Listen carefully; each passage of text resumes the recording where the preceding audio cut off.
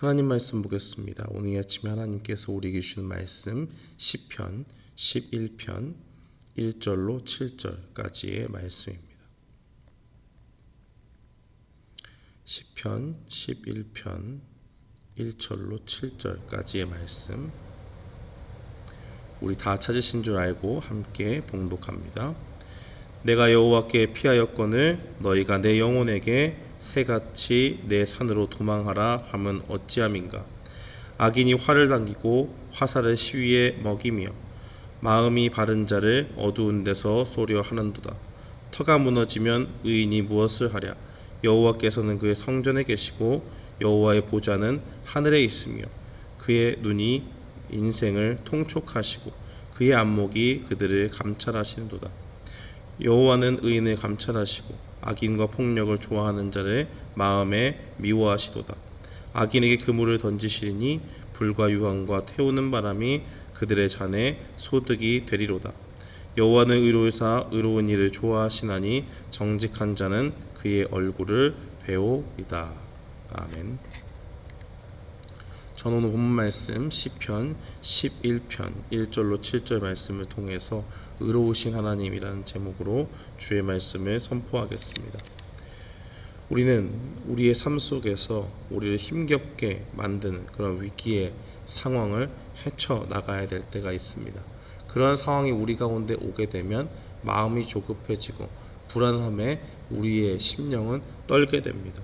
그러면서 인간은 누구든지 하나님을 믿든 믿지 않든 그 위기를 이겨나가기 위해서 애쓰는 사람도 있고 그 가운데 절망하는 사람도 있습니다.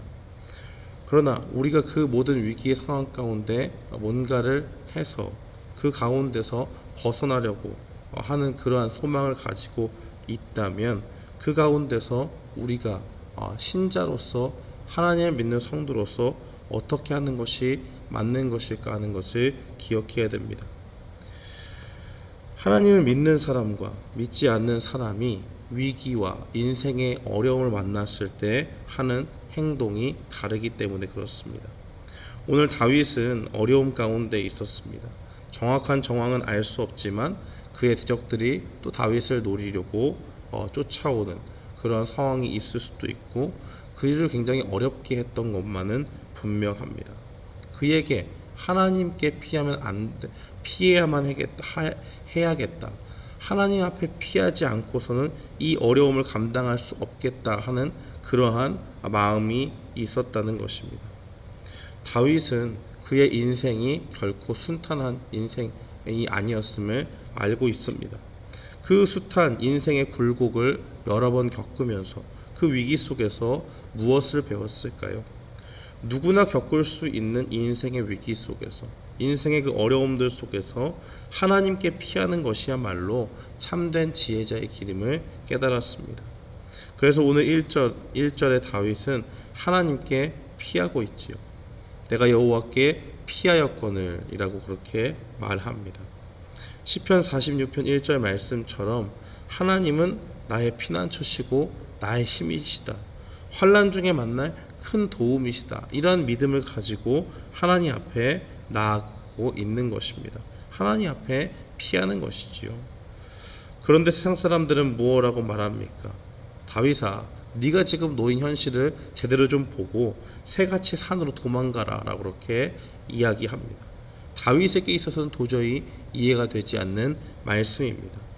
세상 사람들은 마치 사냥꾼에 쫓기는 새와 같이 맹렬히 추격해 오는 그러한 사냥꾼과 같은 그러한 사람들을 피해서 숲이 우거진 산으로 도망하는 것이 현명한 길이다라고 그렇게 말하는 것입니다.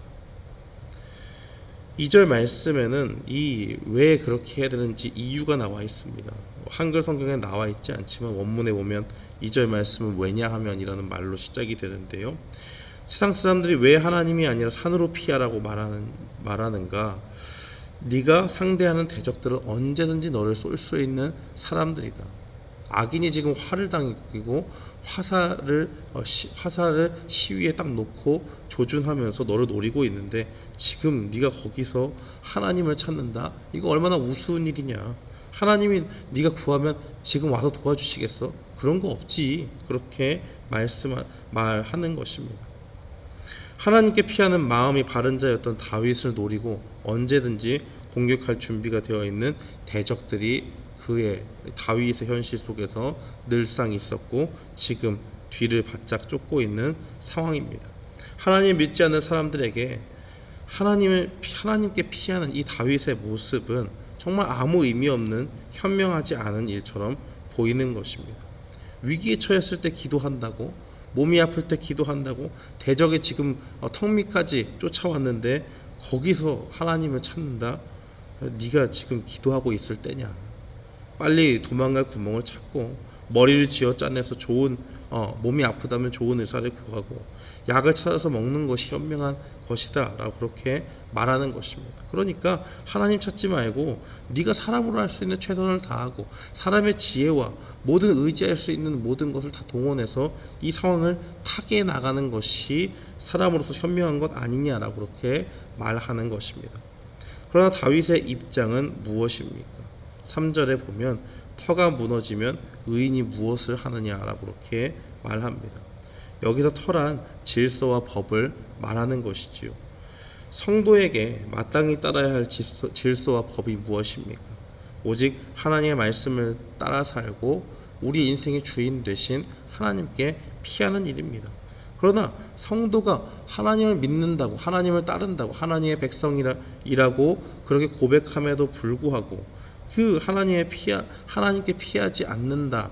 하나님께서 요새고 환난 때 피할 산성이 되신다라는 것을 따라 살지 않는다면 그 의인으로서 아무 인생의 존재 의미가 없다는 것을 말하는 것입니다.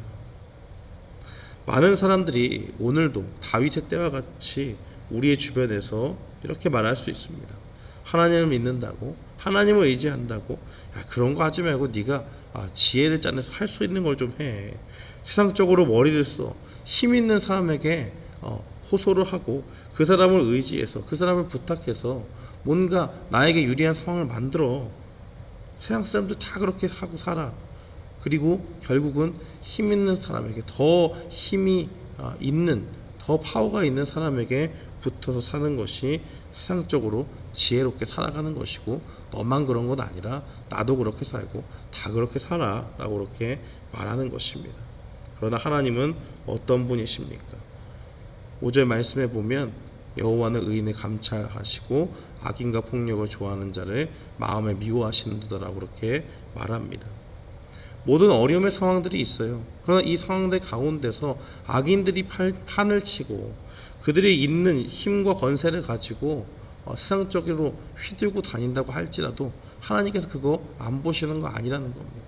하나님께서 그거 다 지켜보시고 마음 가운데 그 악인들을 미워하는, 언젠가는 벌하실, 그래서 그물에 가둬서 옴짝달싹 못하게 할 그러한 심판의 때가 분명히 다가옵니다.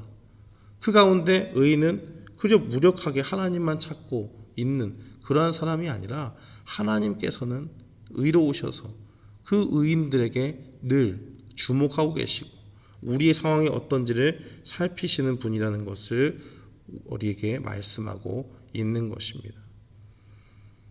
누가 뭐래도 일하지 않는 것처럼 보이실지라도, 존재하시지 않는 것처럼 세상 사람들에게는 보일지 몰라도 하나님은 일하시고 하나님은 의로우심 가운데 우리를 다스려 주십니다. 7절 말씀에 보면 여호와는 의로우사 의로운 일을 좋아하시나니 정직한 자는 그의 얼굴을 배우리이다라고 그렇게 이야기합니다. 사랑하는 성도 여러분, 우리는 하나님 앞에 정직한 자입니다. 하나님 앞에 피하는 자입니다. 주님의 말씀을 붙잡고 그 말씀을 그대로 믿고 따르는 하나님의 사람들입니다. 우리가 정말 그러하다면 인생에 다가오는 숱한 고비와 위기 상황 가운데 우리가 가장 먼저 해야 될 것, 가장 궁극적으로 의지해야 될 것은 무엇입니까?